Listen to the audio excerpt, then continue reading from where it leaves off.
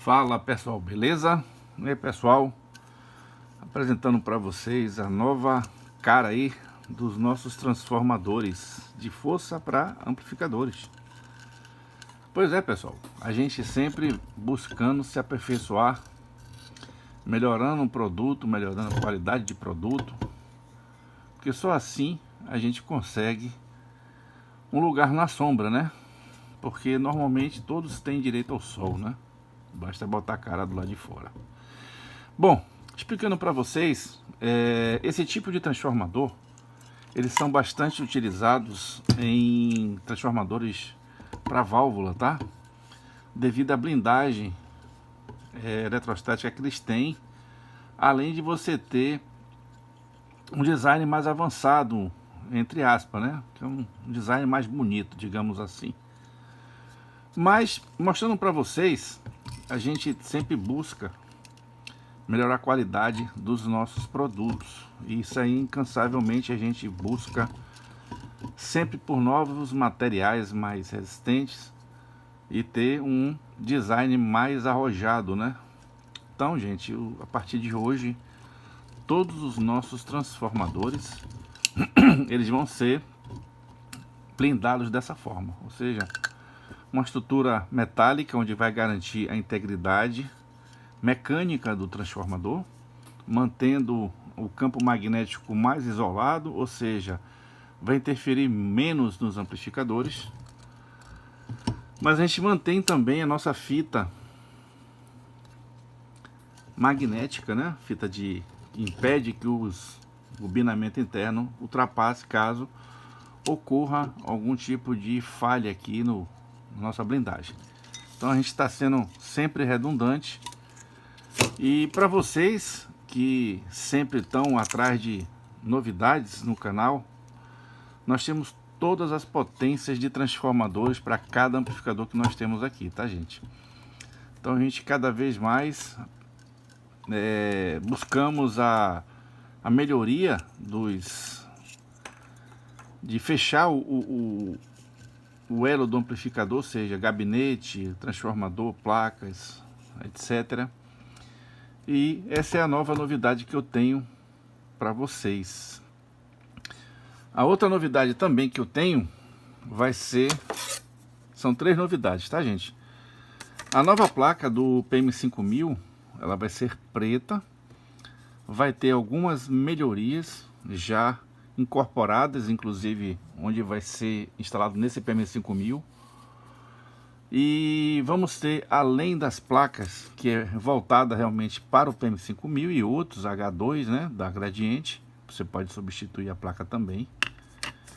Inclusive você vai permitir que você utilize os transistores convencionais atuais, o 2SC5200, ou seja, você vai botar 3 pares de 5200 e 1943 para rodar sem nenhum tipo de problema e um amplificador top de linha, porque a maioria das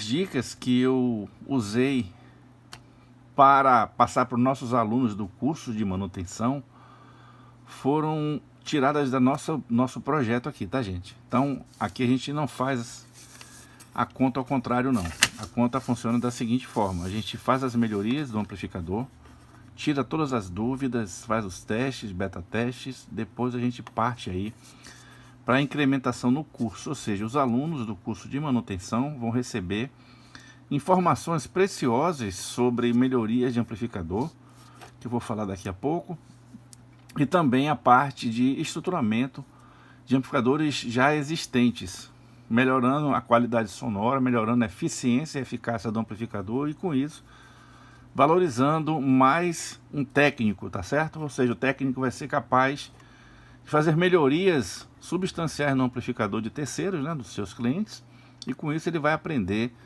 a se diferenciar também no mercado. Então quem não se diferencia não cresce, tá gente? Fica sempre estagnado e busca as mesmas coisas. Então, se você faz as mesmas coisas, você vai ter sempre os mesmos resultados.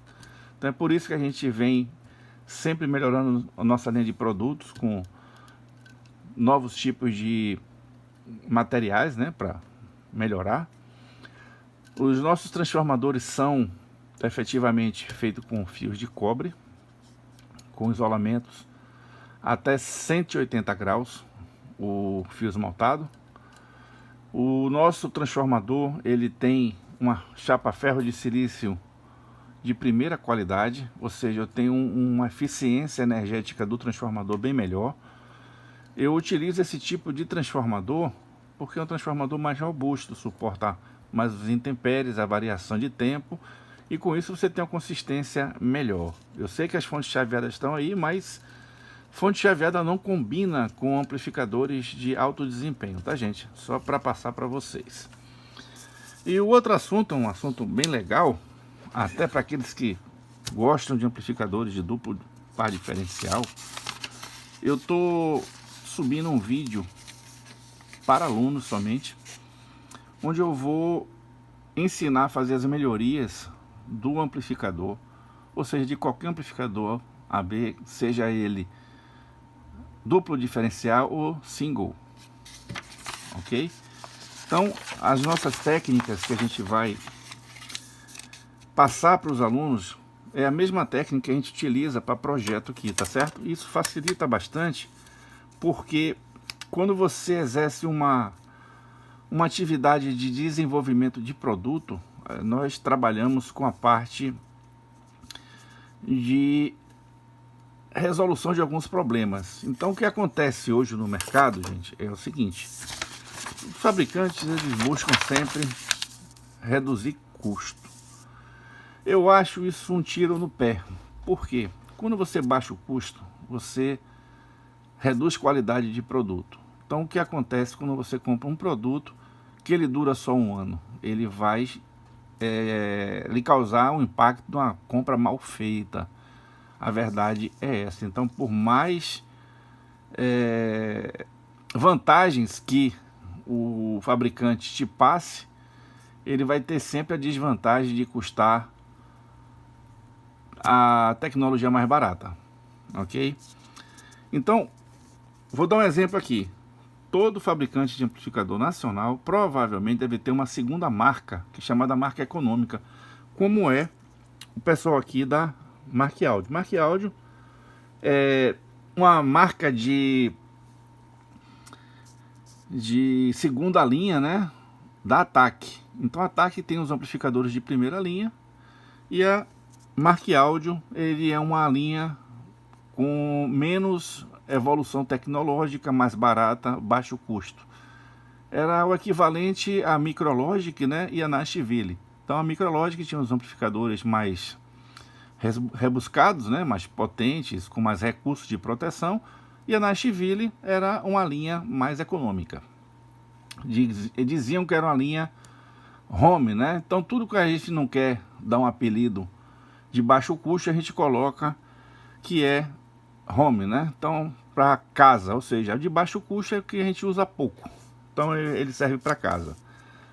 É chamado low cost dos amplificadores. Mas, gente, isso aqui dá para você resolver e contornar com sabedoria e inteligência. A primeira coisa é você aprender no curso de manutenção como isso aqui funciona. Porque quando você aprende como isso funciona, fica fácil você detectar um defeito, ok? Porque ruim é quem cria. Porque quem cria não sabe o defeito que vai dar, porque ele não cria para dar defeito. Infelizmente as coisas acontecem, fadigas de componentes eletrônicos acontecem, e você tem os chamados paralisação de projeto, né? Onde você encontra a fadiga dos componentes eletrônicos e não quer mais investir, porque toda vez que você investe mais caro fica o produto e você não vai ter tanta qualidade assim.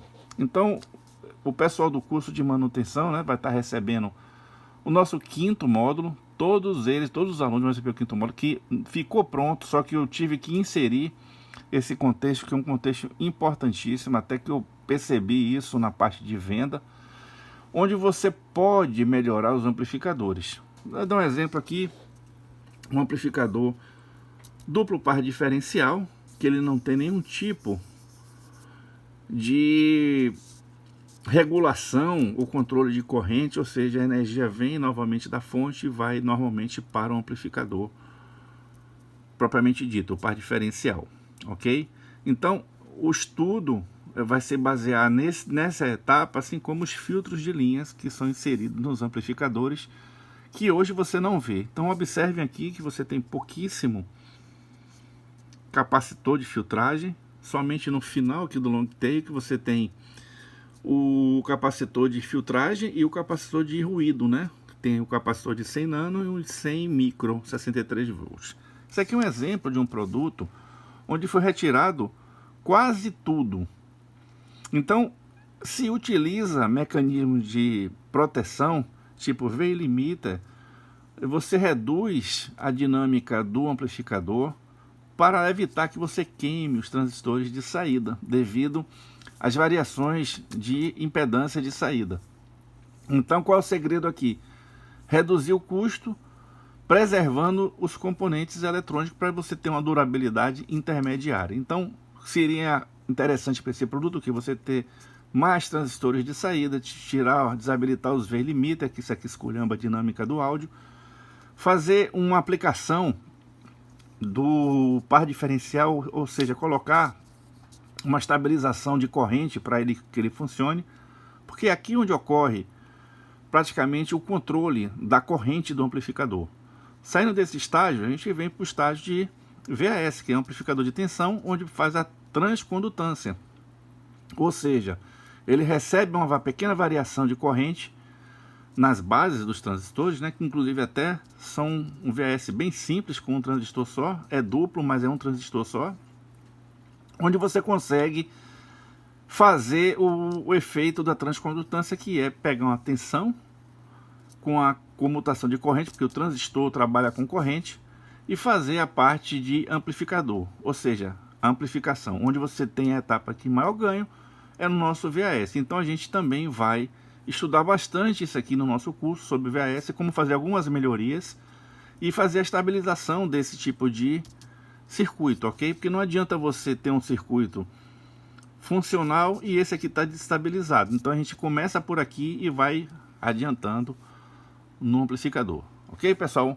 Então o vídeo de hoje é para mostrar para vocês que a gente está desenvolvendo novos produtos, novas formas de se fazer, como os nossos transformadores, que para mim ficou muito bom. Já fiz os testes, aqui está a fonte. Ele tem uma funcionalidade boa em relação ao bloqueio de ondas eletromagnéticas indesejáveis para o amplificador, né? E com isso a gente tem melhorias substanciais fazendo poucas coisas, tá, gente? É o que eu falo. Você vai gastar 30% para chegar em 70%, mas tem que ter cuidado para não gastar os outros 70% para atingir os outros 30%. Beleza, pessoal? E vamos que vamos, pessoal. Um abraço a todos e até o próximo vídeo.